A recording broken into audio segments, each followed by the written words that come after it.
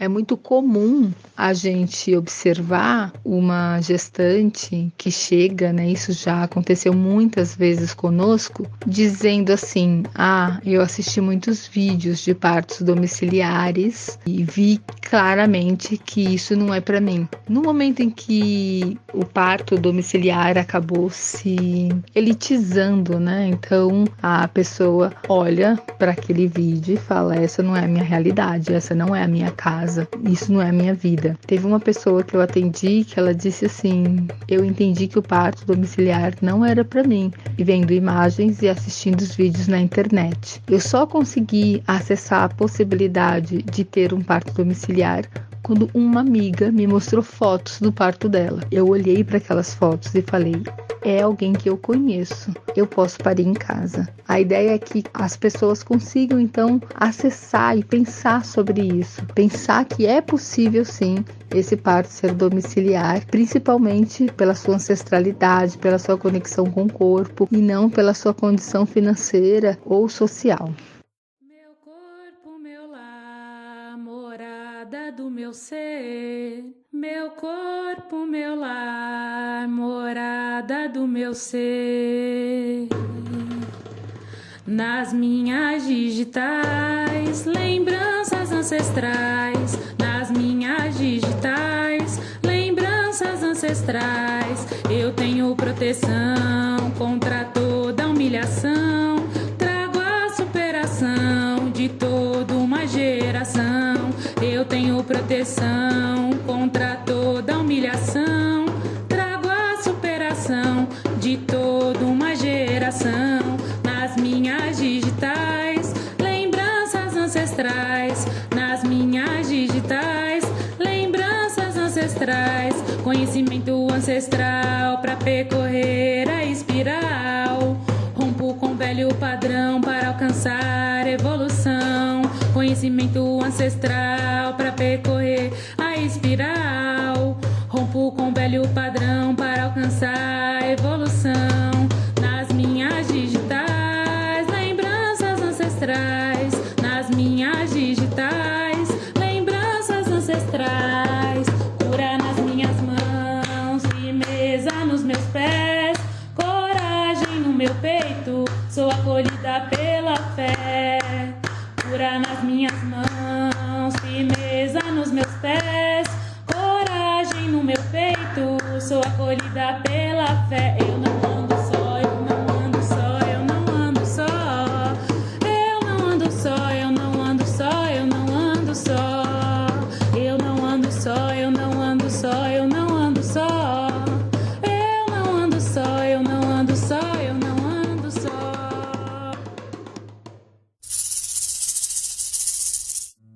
Por que é importante falar dessa questão territorial? Porque viemos para cá em 2010, a coletiva nasce em 2015, a coletiva Sopro de Vida, e já nasce com esse viés e com essa missão, que é fazer do bem nascer um direito e não um privilégio. Mesmo tendo nascido em 2015, já trabalhando com atendimentos de mulheres periféricas, facilitando o acesso, a conexão a essa vivência, ainda assim atendemos nosso primeiro parto da primeira pessoa moradora de Parelheiros em 2021. É muito difícil a atuação dentro do território, mesmo quando fazíamos rodas presenciais antes da pandemia, quem vinha era sempre pessoas que moravam muito distante e que não moravam aqui perto, não eram as pessoas que nasceram no território ou estavam há muito tempo ligadas a esse território, né? Então, o primeiro parto em Parelheiros aconteceu na minha casa, com a Ingrid, que nasceu a Iná. E o segundo parto em Parelheiros foi realmente em Parelheiros, lá em Marcilac, mas com uma pessoa que estava morando aqui há 1 ano e já nem mora mais, né? É uma passagem por um sítio de pessoas que trabalham com permacultura, bioconstrução e que passa, porque Parelheiros são muitos parelheiros, né? Então a gente tem as pessoas que moram em sítios, chácaras, que tem essa relação quase que um clube de férias com Parelheiros, e a gente tem esse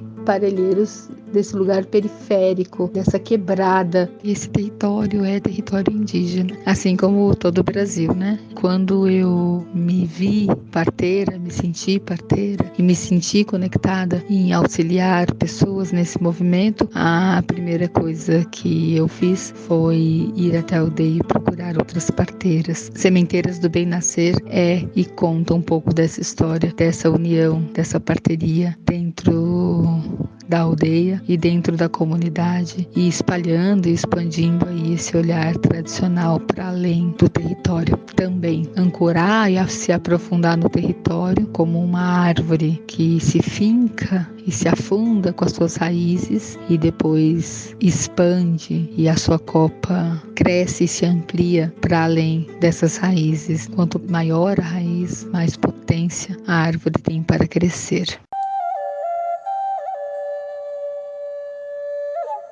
O podcast Sementes do Bem Nascer se propõe a partilhar as vivências que a coletiva Sopro de Vida acompanhou ao longo de sua trajetória e, através disso, trazer à tona assuntos relevantes que nos conectam à importância e caminhos para o direito de bem nascer, assim como outros direitos humanos, como o direito à saúde, ao amparo à maternidade e à infância. O direito de bem nascer deve ser universal e, para sua garantia, é necessário torná-lo acessível e possível em todos os lugares, para todas as pessoas. Nesse episódio, vamos ouvir o relato de parto dos filhos da Érica Girassol, Raíssa, Rayane, Raul, Tom Júnior, Arthur e o caçula Ariel Luar, que foi parido em sua casa, com as parteiras Cileia Begioli e Fabiana Xavier, integrantes da equipe Sopro de Vida.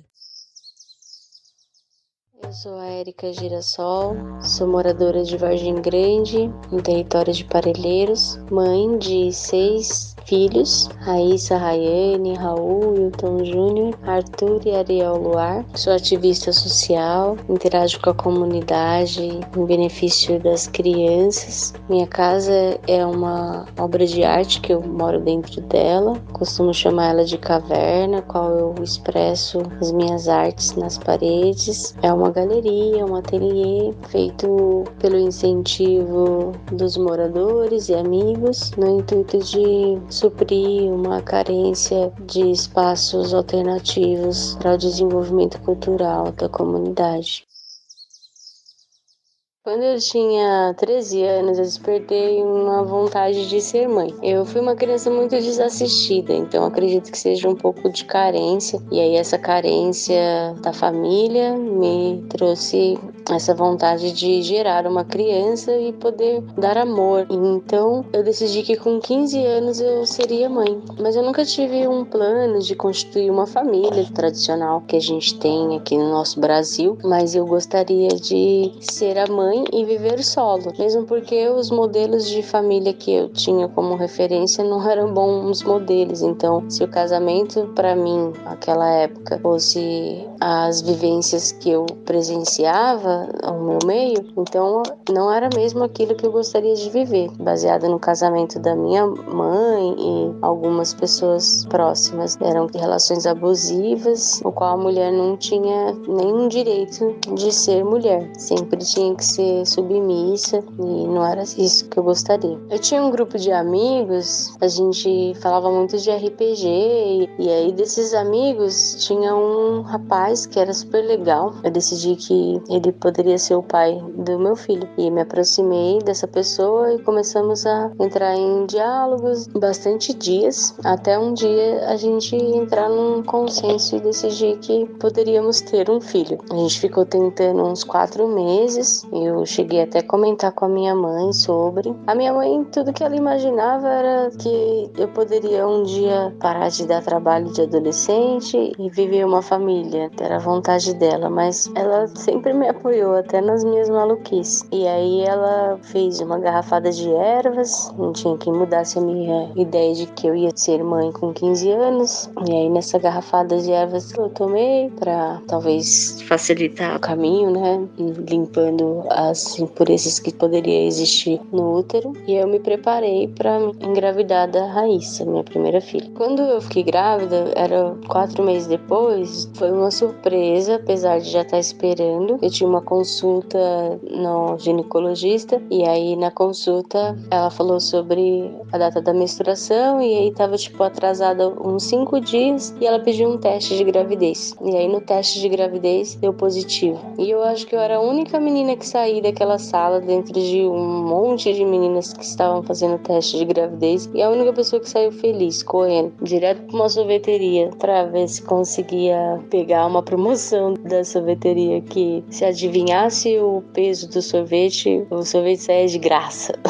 E aí eu fui muito feliz para a sorveteria que ficava perto do posto. Como uma gravidez na adolescência frustra os planos de qualquer pessoa, né? Eu na época fazia aula de teatro, participava do coral do bairro do Cipó, tinha uma vida de adolescente, andava de skate, tinha uma galera que estava começando a me treinar, falava sobre patrocínio, enfim, a vida começando e a loucura já presente, né, na mente da adolescente que queria ter um filho. E aí as coisas foram se complicando um pouco, porque depois que eu tive a certeza que já estava grávida, foi onde eu fui ter noção que eu ia precisar de me sustentar para mim ter um filho, como que era comprar fralda, né, alimentação, como que eu ia fazer tudo isso, eu não sabia. E aí o Eric, que era o pai da Raíssa, foi um cara super bacana, me deu o maior apoio, a gente tinha um plano de ser amigos, independente da relação que a gente ia construir. E aí a paixão foi crescendo e que a gente poderia morar junto. O combinado foi que até os 18 anos a gente ficava bem, se a gente conseguisse ter uma boa relação durante esse tempo, mas ele tinha a intenção de me ajudar até os 18, quando eu estivesse de maior e pudesse ser mais independente. O Eric me deu bastante força, bastante apoio nesse momento, porque também era uma escolha dele, né?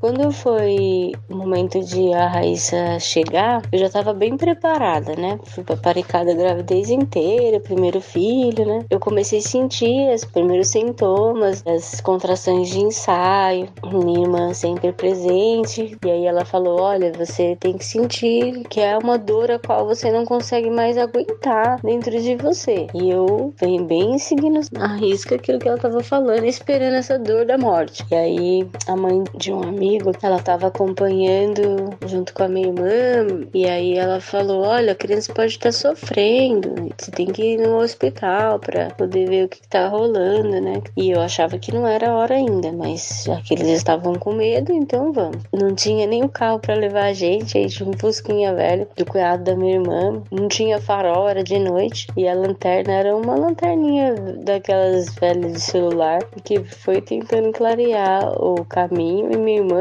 com a cara pra fora do vidro do fusquinha e bem divertida, a gente mal conseguiu subir a entradinha do postinho de Parelheiros, parou no meio do caminho e veio outro carro, levou até dentro do posto. Enfim, não tinha dilatação, a gente voltou pra casa, né, vamos aguardar. Aí quando foi umas 4 horas da manhã, de novo apertou as dores, eu falei, é agora. Aí meu padrasto veio lá do Cipó pra cá, me levar no hospital. Quando eu cheguei no hospital, primeiro filho, né? Fiquei super assustada, aquela violência, ser invasiva. E aí, quando a Raíssa nasceu, foi uma coisa muito incrível, assim, que é esse nascimento dela e o meu nascimento também. Aí eu achei uma sensação ruim, uma sensação estranha, de ter, sei lá, um vazio, uma coisa muito diferente. Aí eu não pude ficar com minha filha no meu colo muito tempo. Depois eles deram a amamentação da minha filha por uma seringa. Alguns exames meus não estavam prontos, então eu não podia amamentar minha filha, né? Aí, quando tinha 6 meses de vida a Raíssa, decidimos que teríamos outra. Eu parei remédio, né? E ficamos aguardando a chegada da Rayane. E com 10 meses de vida de Raíssa, eu fiquei grávida. Vamos entrando todo esse processo de novo, né? Acompanhamento pré-natal, aí o Eric fica desempregado, a gente passa por uma barra. No parto da Rayane, eu já estava mais preparada, já estava mais segura. Quando eu fui pro hospital sentindo os sintomas, né? Cheguei no hospital, a mesma obstetra que fez o parto da Raíssa estava lá e me reconheceu. Falou, olha, eu fiz seu parto. E aí pediu para ver os pontos, né? Que ela costurou e tal. A gente ficou com uma intimidade. E ela falou, olha, não vou conseguir fazer esse seu parto por conta dos horários, né? De plantão, tem que esperar, né? Tem toda uma burocracia nos hospitais. Mas eu vou ficar aqui com você, acompanhando. E aí ela ficou lá, segurando minha mão, dando uma força. E aí quando a Rayane nasceu, ela pôde ir lá receber a Rayane, junto com a outra obstetra. Ficaram até babando em cima da minha filha, esqueceram de mostrar ela pra mim. Aí muitas coisas aconteceram. Eu tive uma separação com o Eric. E aí nessa separação eu acabei ficando grávida. Ele acabou me apoiando mais uma vez. Ele não é o pai biológico, mas ele é o pai de alma, assim. Ele teve todos os cuidados, registrou o Raul como filho dele e ninguém pode tomar esse lugar dele, sabe? Eu sou muito grata, assim, pelos gestos que ele teve e tudo que ele enfrentou de preconceito com as outras pessoas, né? No parto do Raul, a gente acompanhou aqui com o doutor Edivaldo no postinho de saúde e ele trabalha na maternidade Interlagos. E aí no dia 2 de julho, que era a data prevista pro parto, ele pediu pra mim estar passando lá na emergência do hospital. Aí eu fui na emergência do hospital como uma consulta de rotina e pedi pra passar, e aí ele tava lá e só que eu não sabia que já tava 2 dedos de dilatação. Aí ele ficou me segurando no hospital pra mim não voltar pra casa porque achava que era longe onde a gente morava, e aí ali podia fazer a internação e eu ficar mais em segurança, né, pra ter a criança. Mas não aconteceu nada disso. Ele mudou o plantão e aí eu fiquei lá no hospital esperando, né, pra ele poder assinar a internação. Depois eles vão e me anunciam que não tem mais vaga no hospital e eles iam ter que me fazer uma transferência. Eu fui transferida lá pro Hospital Sorocabana, na Lapa, super mais distante do que aqui em Interlagos, eu que moro no extremo sul. E aí quando eu cheguei lá, o hospital estava falindo, não tinha limpeza há 3 dias, não tinha pessoas para fazer corretamente a alimentação do hospital, não tinha material de insumo para usar. O médico que me atendeu, ele fez o meu parto com chus de sangue de outra mulher e ele ainda falou pra mim que era assim mesmo, que ele ainda estava fazendo bastante, porque se ele não tivesse aqui não ia ter nenhum médico para poder atender nem as mães, as pessoas, e se eu sujasse ele de sangue, ele ia ter que usar essa mesma roupa suja em outra mulher para poder atender ela. Não adiantava eu ficar reclamando que nada ia acontecer e eu ia ter que ter o filho ali. Foi muito horrível, né? Mesmo entendendo a situação de estar o hospital em falência, mas foi desumano ler as condições em qual a gente ficou internada naquele hospital. Enfim, peguei sei lá o que foi na minha periquita, que começou a sair uns pedaços depois, assim, de pele, assim, uma coisa muito horrível, né? Mas eu tive uma alergia muito forte, assim, na minha genital, depois do parto. O Raul nasceu bem gordinho, bem fofinho, era bem lindo ele, mas em compensação foi muito ruim, porque, tipo, ele quebrou a clavícula na hora do parto. Aí já descobrimos que tinha acontecido isso, tipo, quando a pediatra veio visitar, tipo, 2 dias depois já internada, sabe? Então, foi muito negligenciado. Passou-se os anos, eu acabei separando do Eric, entrei num relacionamento com o Wilton, uma paixão avassaladora, 3 meses de relacionamento e logo em seguida eu fiquei grávida. E aí tivemos o meu 4º filho, no 2º relacionamento. E essa relação foi uma relação muito ruim, sabe? Que eu sofri uma relação muito abusiva. Uma pessoa que acabou, tipo, acabando com a minha autoestima. Eu fiquei muito mal durante a gravidez, assim. Tive vários problemas. Uso de álcool, né? De drogas durante a gestação. Foi muito infeliz. E aí o parto também foi uma coisa que eu parei praticamente sozinha. Eu fui pro hospital acompanhada dos familiares do companheiro, porque o companheiro, não quis ficar esperando pra ir comigo. E aí foi bem difícil pra mim. Quando chegar no hospital, sentindo todos os sintomas e os médicos querendo que eu parasse de fazer força. Tava na maca, indo pra sala de pré-parto e tava sentindo muita contração e eles falando, fecha a perna, mãezinha. E aí eu tive que segurar aquilo, não consegui. E eu falei, não, meu filho vai nascer agora. E levantei os lençóis, fiz força e meu filho saiu escorregando maca adentro, assim. E foi muito rápido. Eu cheguei no hospital, era 4 horas da tarde, 4h08 ele nasceu. E mesmo assim, foi ainda um pouco invadida nessa escolha de como parir, né? Foi bem ruim. O quinto não teve muita diferença também. Foi a mesma coisa. Eu e o Wilton acabamos tendo outro filho. E nessa gestação, a gente ficou bem mais próximo. A gente teve toda a força, apoio. Eles amadureceu muito. No momento do parto, foi muito parecido com o anterior. A gente foi pro hospital às pressas, chegamos no hospital já parindo, e aí quando eu cheguei lá, o hospital cheio, como sempre, na troca de turno, só tinha um enfermeiro cuidando das mãezinhas e esperando as obstetras chegarem, e aí o enfermeiro não queria estourar minha bolsa, e eu sentindo que meu filho estava saindo, fazia força e nada, ele não estourava minha bolsa, e eu implorava para ele, porque eu sabia que quando estourasse minha bolsa ia ser mais rápido, eu já conheço meu corpo, ele não quis me ajudar. Enfim, meu filho já tinha feito o mecônio, né, já engoliu, né, já tinha feito cocô na barriga, né, e aí ele teve bastante complicações depois. E ele nasceu pretinho, nossa, parecia que ele tava morto, assim, parecia que ele não tava respirando. E aí eles fizeram todo o procedimento de reanimar a criança com tudo que você possa imaginar, até o choque no coração para poder reviver a criança. Mas deu tudo certo, graças a Deus. E meu filho tá aí, firme e forte. Eu fiquei muito traumatizada com todas as minhas gestações. E aí, meus filhos cresceram. O Arthur, mais novo, já com 7 anos de idade, grande. Eu despertei de novo o instinto em ser mãe, assim. Já não estava mais com os companheiros. Mas pensava que poderia haver a possibilidade de ter mais um filho. E caminhei rumo a isso.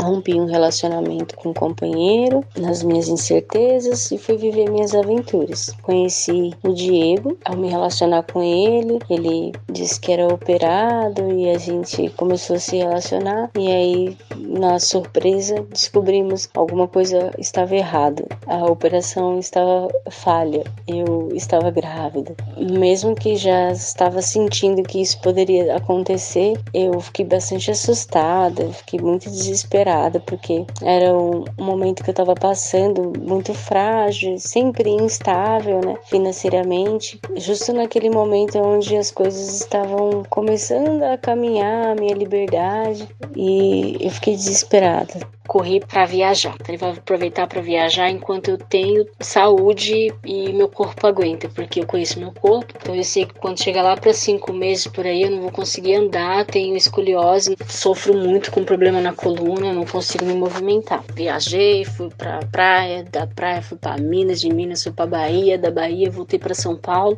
Eu queria muito ter um filho de uma forma tradicional e não sabia como, por onde nem aonde começar, né? Não tinha conhecimento ainda de todos os movimentos que hoje eu tenho, não sabia dessa rede de mulheres, não conhecia do sopro de vida, não tinha um mínimo de conhecimento que poderia me levar a ter esse parto na tradição. Tentei encontrar uma parteira lá na Bahia, não encontrei porque não era assim. E o desejo dentro de mim era grande, né? De ter um filho dentro do rio, sabe? De ter um filho sozinha. Não queria passar pelo hospital, não queria pandemia, tava morrendo de pânico, de medo, pegar uma doença, de repente meu filho também, e não sabia como que funcionava mesmo, assim. Pra mim as parteiras eram as parteiras velhinhas, não era qualquer uma. Minha tia falou, eu tenho coragem de pegar o menino, eu vou pegar pra você, se você vir pra parar aqui, pode ter certeza que eu seguro pra você.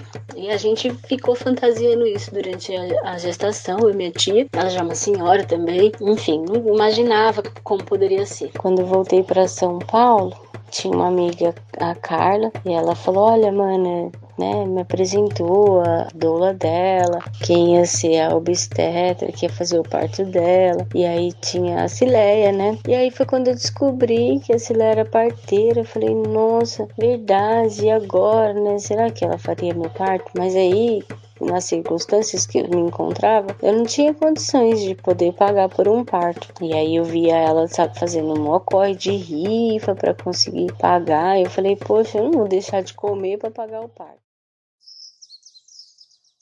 Eu tinha sido procurada por uma das moradoras atuantes de Parelheiros, que me procurou e sempre com muita vergonha, porque não tinha dinheiro para pagar. Até procurei ela um pouco antes do bebê nascer, perguntei. Ela acabou fechando com uma obstetriz que teve que alugar um balão de oxigênio, né? Porque por lei é obrigada, quando você vai atender e você é obstetriz, você tem que ter esse balão de oxigênio. Então o valor que ela poderia destinar para obstetriz maravilhosa, que atende também, que faz esse atendimento gratuito na periferia, ela acabou gastando com o balão de gás, que é um pouco o que acontece com a sociedade, né? A gente acaba gastando muito menos com pessoas, com o pagamento de serviço, do que com coisas, com objetos, né? Então, isso aconteceu. A obstetriz era de longe, ela acabou não chegando no parto dela, né? Nasceu com 2 pessoas maravilhosas, aí encaminhou para outro lugar, olhando e vivenciando esse partejar. Essa pessoa disse assim,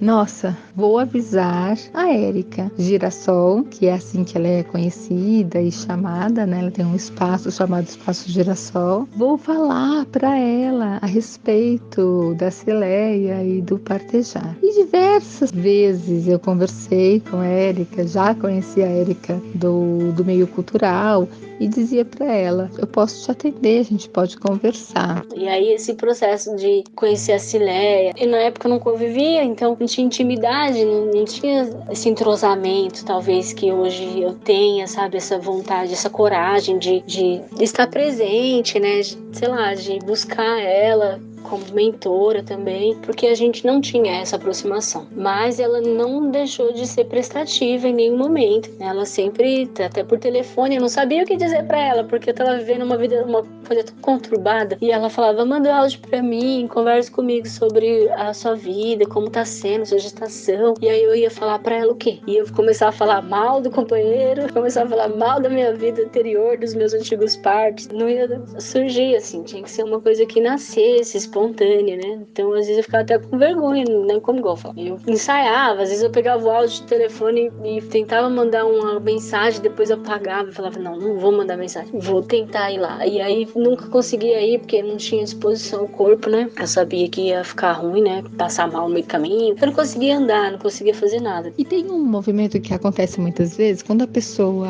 ou ela paga menos, ou ela vai ter o atendimento gratuito por nós, ela imagina assim, então eu não quero dar trabalho, vamos fazer menos atendimentos. E isso não é positivo. Na verdade, o serviço ele tem que ser o mesmo. Ele vai acontecer da mesma forma. Ele não pode ser menor porque o valor é menor, muito pelo contrário, porque atrapalha a gente. Então, assim, estar em contato com essa pessoa, conhecer essa pessoa, isso é o que garante um desfecho de um parto mais acolhedor e um desfecho um pouco mais positivo dentro do que a gente se espera, né, de um partejar. A Érica não conseguia me procurar, e quando eu procurava ela não conseguia falar, eu quero, vem aqui em casa. Ela achava, não, eu não consigo contribuir, então eu não posso ter isso. E aí essa moça que tinha parido anteriormente, que viu o quanto fisiológico o parto, vivenciou isso no domicílio da sua casa, sem a profissional ter chegado, olhou para aquela situação e disse, não, naquele momento ela faz a escolha pela obstetriz, porque se sente mais segura com esse processo, né? Ela faz essa escolha por conta disso, e quando ela olha para ele, ela fala, não, eu vou falar.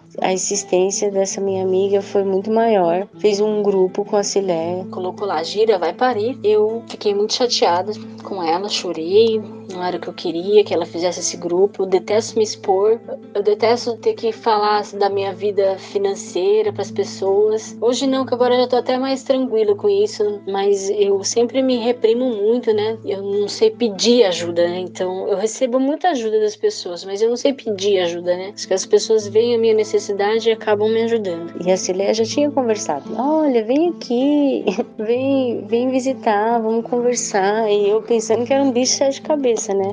Não, será que eu vou incomodar? Pensando, né? Meu Deus, vai ser um incômodo pra pessoa, né? Pensando muito assim nessa questão material, né?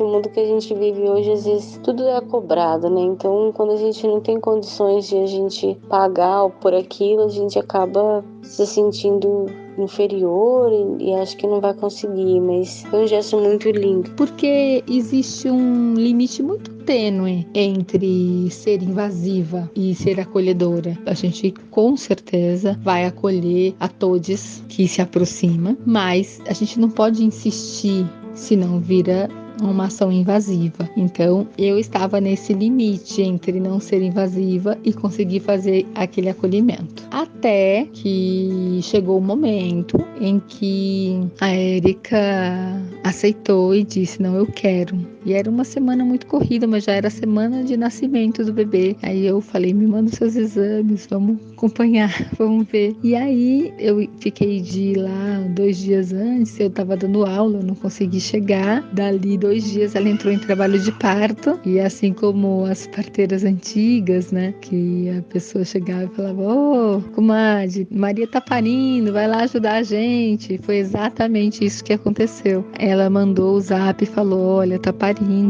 Eu liguei para Fabi, que já conhecia a Érica, que é uma mulher do território, que é parteira. Fazia muito sentido ir atender esse parto com a Fabiana. Eu já tinha comentado da Érica para ela, já tinha falado sobre esse atendimento e fomos nós duas fazer esse atendimento.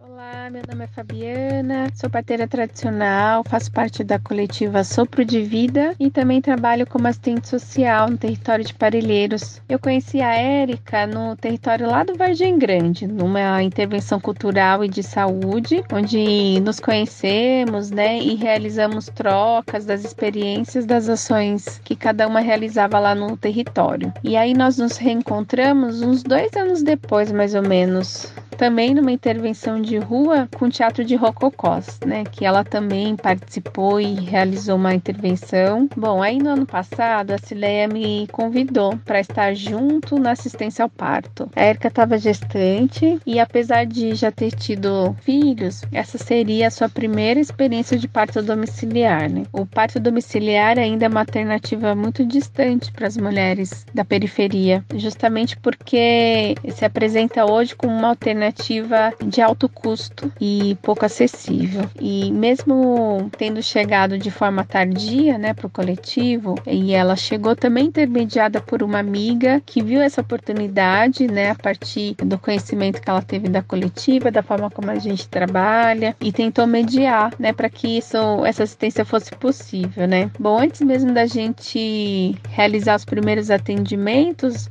nós fomos chamadas de forma repentina, porque a Érica já estava em trabalho de parto. Então fomos às pressas até a casa dela, né? E ela já estava quase entrando na fase ativa do parto, mas estava tranquila, né? Estava amparada pelos seus queridos, pelas pessoas queridas, né? Que ela convive. Quando eu acordei de manhã, dos dias 17 pro dia 18, eu já não estava muito bem, sabe? Já estava sentindo sinais, já estava descendo um pouco do tampão, sei lá se era o tampão, era tipo uma gelatina, né? Era um pouco, né? E aí eu comecei a ver os sintomas e aí de manhãzinha eu dormi no chão ainda. Nesse dia, dormi no chão do quarto do bebê.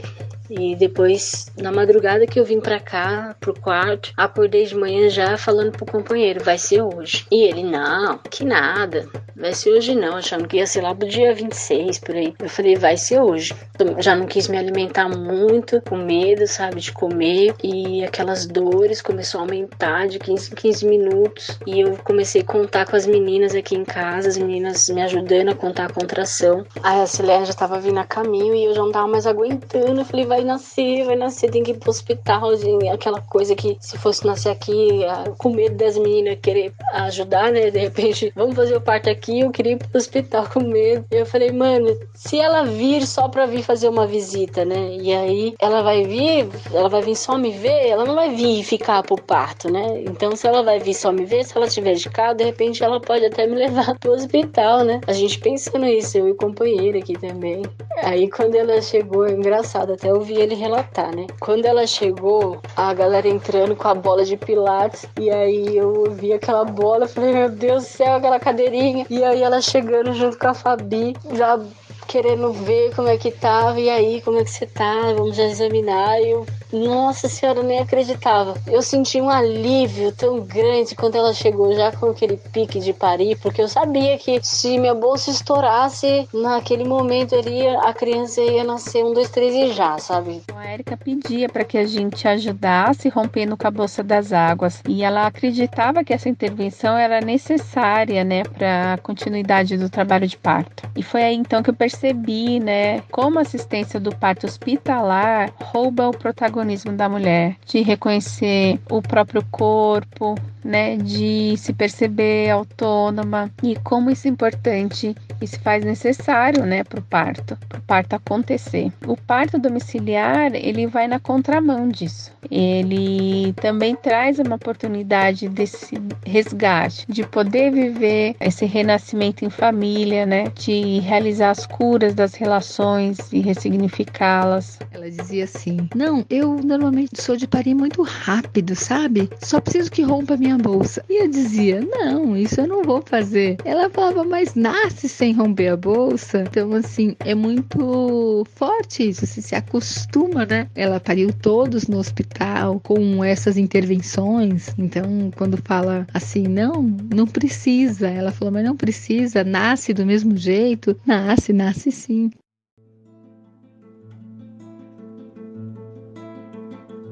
Na hora do pré-atendimento lá embaixo, eles já estouravam a bolsa, já subia com a bolsa estourada. Então era sempre uma coisa muito rápida, né? Então eu fiquei com essa impressão que o meu neném só ia nascer se estourasse a bolsa. Se não estourasse a bolsa, o meu neném não ia nascer. Mas a auxiliar falou, não estoura bolsa de ninguém. Aí a bolsa estoura sozinha, o neném vai nascer empelicado. E eu, ai meu Deus, vai doer mais, pensava, né? Vai ser mais difícil para nascer, eu vou sofrer mais. Mas não, ela sempre com muito amor, sabe? Maior carinho, me examinou, viu como que tava, né? Começou a procurar melhores posições, aí já começou a fazer as manobras, né? De movimento para ajudar, forçando o pé, puxa o paninho, vira para um lado, vira para o outro, vai pro chuveiro, vai não sei pra onde. E aquele carinho, nossa, me senti super segura. Nossa, parece que chegou a fada madrinha ali para resolver todos os meus problemas naquele momento. Quando ela chegou, eu falei, eu com uma bruxa dessa dentro da minha casa, eu vou ter medo de parir aonde? Eu vou ficar com medo de nada. Eu me entreguei para ela, deixei que ela pudesse me guiar naquele momento. Foi muito bom, sabe? Porque eu sempre tive muita confiança nela, principalmente como exemplo, né? E a Fabi, então, nossa, mais feliz ainda, porque, tipo, o maior carinho que eu tenho por ela, assim, de outros momentos, assim, que a gente se encontrou como profissional, ela como profissional, né, de assistência social, em outros períodos quando eu tive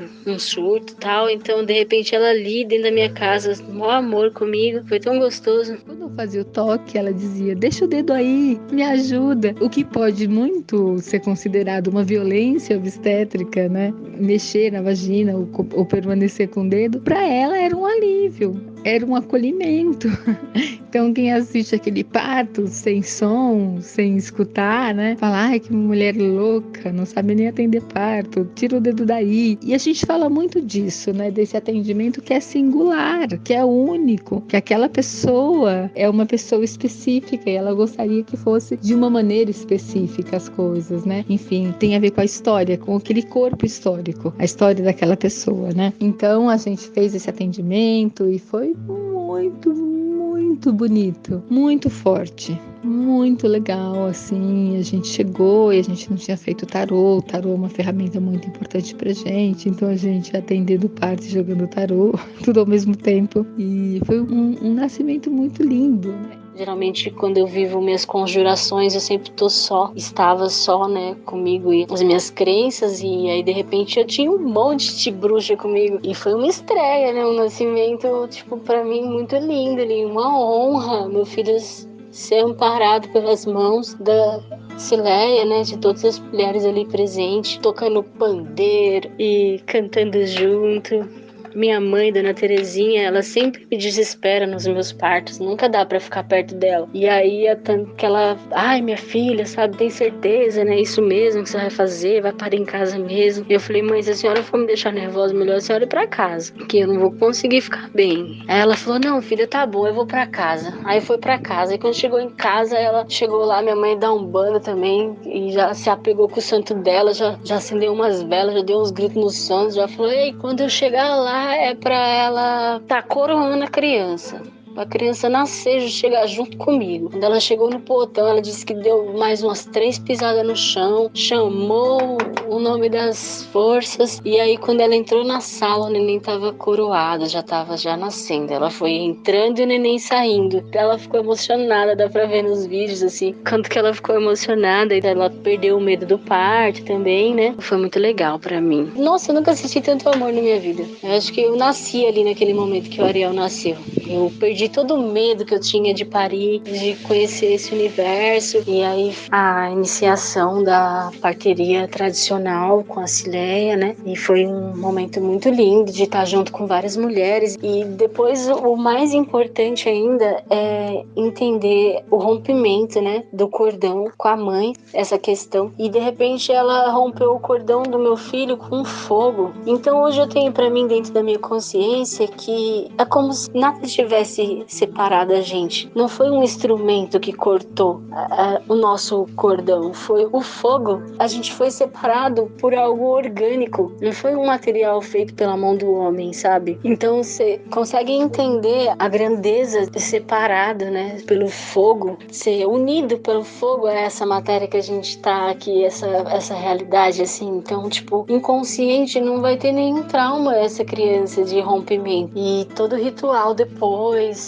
da placenta, fechamento do corpo, nossa, você se sentir colocado de volta no lugar ali, a experiência de você ser amarradinha ali, de entrar naquela conexão, muito incrível, assim. Isso tudo também foi possível pela entrega, pela presença, pela coragem da Érica e pela confiança, né, na coletiva, no nosso trabalho, na nossa amizade, e eu sou muito grata por isso. Todas as mulheres têm o direito de ter um parto respeitoso e digno. Outra coisa que eu gostaria de chamar a atenção, né, nesse processo do atendimento de parto domiciliar, que eu já ouvi de algumas mulheres, é assim, mas eu não sei se minha casa dá para nascer um bebê, pelas condições, pela estrutura, pela vizinhança, por uma série de coisas, mas muitas vezes pela casa em si, né? O hospital é uma instituição asséptica, essa relação higienista. E aí a pergunta é, se um bebê pode viver naquela casa, ele tem que poder nascer naquela casa. Então ele vai viver ali depois, não dá para ignorar isso. Então dá para parir, e é ainda melhor.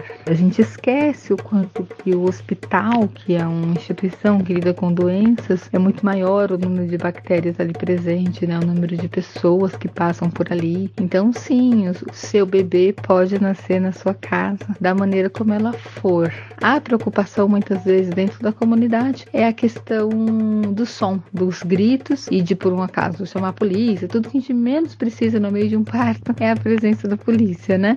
Sempre são esses cuidados que a gente toma, mas sim, você pode parir na sua casa. A bateria tradicional fez uma transformação na minha vida. Antes eu tinha muito preconceito comigo mesmo, né? Por ser essa mulher parideira, né? Por ter tido vários filhos, assim. E aí o meu resgate como mulher e a força que eu ganhei depois disso é incrível. Que eu nem consigo talvez descrever tanto assim, mas eu me sinto tão fortalecida, eu me sinto tão capaz por ter parido, sabe? Por ter dado a luz, por ter trago a vida à terra e ter gerado uma criança, sabe? Minha energia, minha força. E uma não, 6 crianças. Então eu me sinto poderosa. Hoje eu me sinto poderosa, sabe? Antes eu me sentia diminuída. Antes eu me sentia inferior. Eu me sentia pequena. Eu me sentia desvalorizada por ter tantos filhos, né? Porque eu nunca ouvi de ninguém uma coisa legal assim. Ai, que legal que você teve bastante filho. Eu acho que a primeira vez que eu ouvi uma coisa positiva por ter bastante filho foi da Sinara, que ela falou, nossa, que legal, filhos são prosperidade. E aí eu fiquei com aquilo, é verdade, caramba. E aí eu fui ter noção que a quantidade de filhos que eu tenho sempre me fez uma pessoa realmente próspera. Por mais dificuldades que a gente passa, nunca nos faltou nada. E mesmo que eu não pudesse prover, Deus sempre proveu do melhor pra gente, né? Hoje eu sou uma mulher bem mais forte, sim. Eu sou muito grata por esse nascimento, conseguir compreender o que é esse nascimento e a importância dele. Não só o nascimento, mas a morte também, né? A compreensão do que é tudo isso que eu não tinha antes e agora eu tenho, sabe? Eu morri pra a realidade que eu vivia e agora eu nasci. Hoje mesmo, quando eu vinha voltando da creche, observando as mulheres na rua, fiquei olhando para os olhos delas e ficava imaginando assim, mulheres, se a gente fosse uma força só e a gente pudesse se empoderar e assumir essa força que vem de dentro das nossas entranhas com orgulho para gerar crianças para uma revolução, será que a gente consegue transformar o mundo? Toda prole faminta agarrada em nossa cintura, aos nossos companheiros guerreiros, a luta será dura, unidos num só coração, no mesmo pé todos irmãos, nós vamos dividir a fartura. Luta mulher, luta mulher, luta mulher.